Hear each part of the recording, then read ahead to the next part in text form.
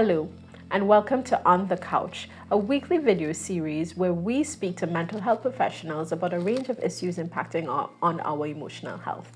My name is Tracy Rogers. Today I have with me Michelle Mc Intyre, who is a professional counselor in private practice. Today we're discussing how adult survivors of child sexual abuse cope, function, and recover in our society. Thank you so much for joining me, Michelle. Thank you, Tracy, for having me. I hope that today we will be able to share some information and give somebody a bit of hope, a feeling of normalcy. No, you're not different. This is how you cope. Yeah. So, Tracy? Yeah, I'm so grateful for that introduction. You know, when I think about child sexual abuse, we have had a problem with child sexual abuse for a long time. And usually what happens is that there's a case, it's on the front page of the newspaper, there's outrage, and then we bury that body. And we don't talk about it until the next time it happens.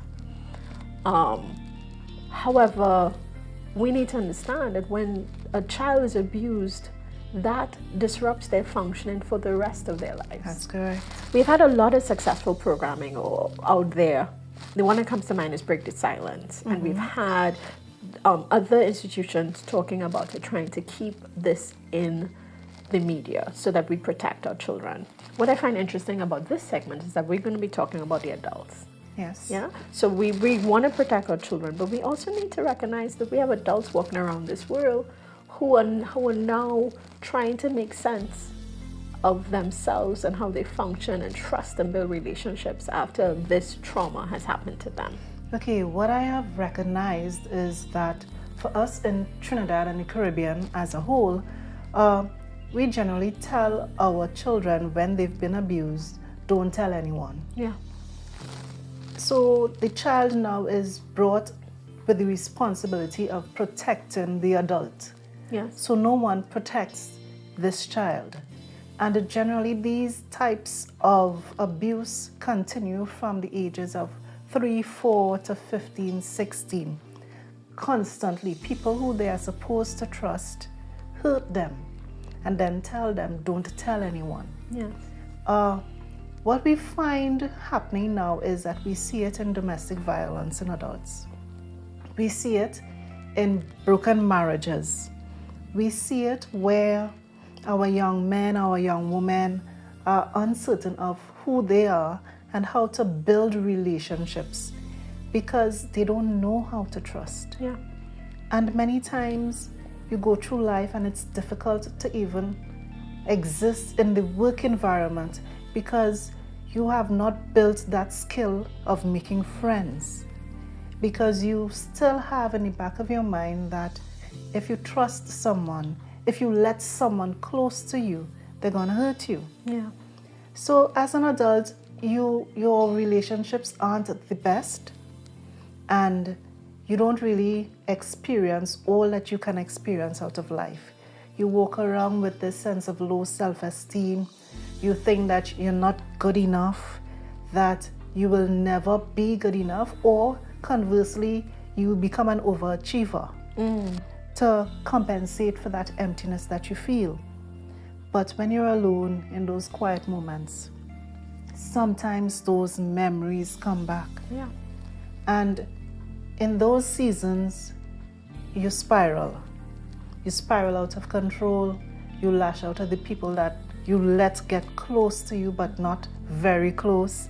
So you may have friends who think they know you, but there's that dark side that you're ashamed to share because you still feel that what happened to you as a child was your fault. Yeah.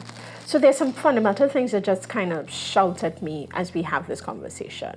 That whole idea of secrecy. I mean, where secrecy lies, judgment grows. Yes. Internalized shame. Yes. So don't tell anybody. I have now a responsibility to protect. Yeah, after something's been done to me, I must not be responsible for protecting you.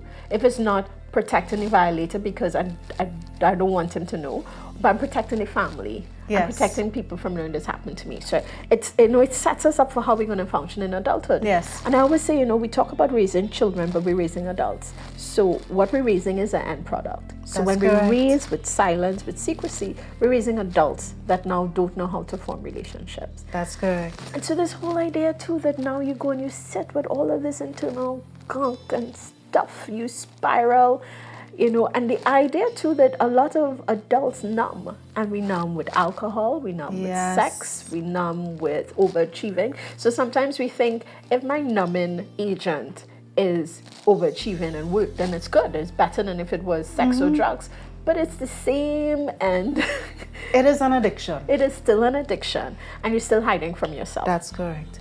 So what we need to come to terms with, if you are a survivor of childhood abuse, and childhood abuse is not just sexual abuse, it is neglect.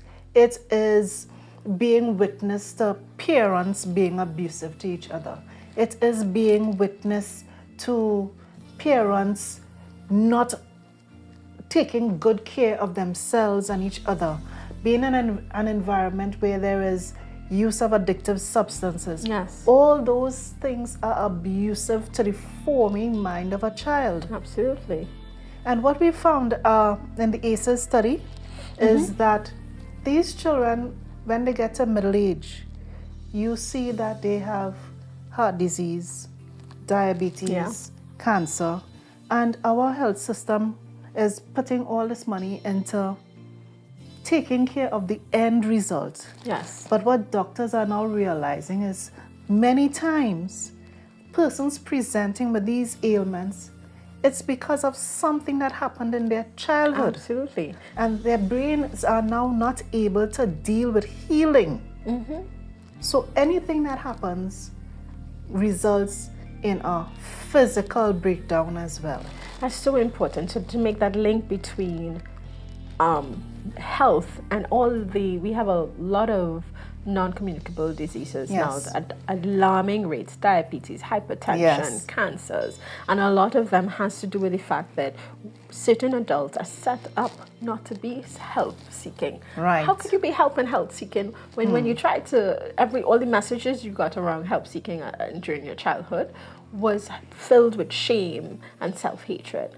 Now, you are getting ready to run a therapy group for adult survivors of child sexual abuse. Yes. So I want to close by asking you to talk a little bit about that group, who should come to that group, what to do if they're interested.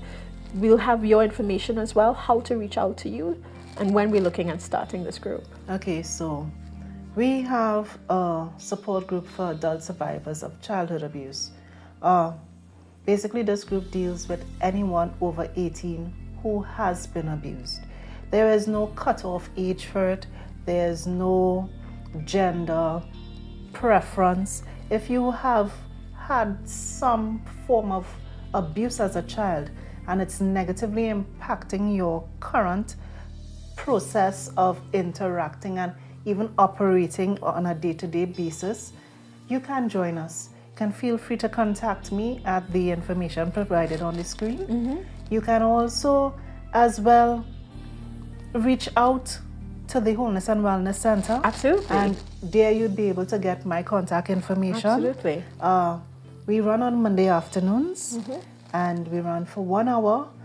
I also provide an online program where if you can't make it to our location, you can feel free to contact me and we will connect at a time that is convenient to both you and I. Thank you so much, Michelle. No problem.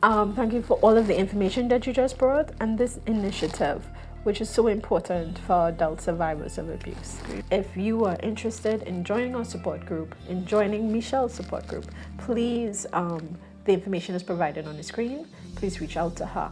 Thank you so much for joining us.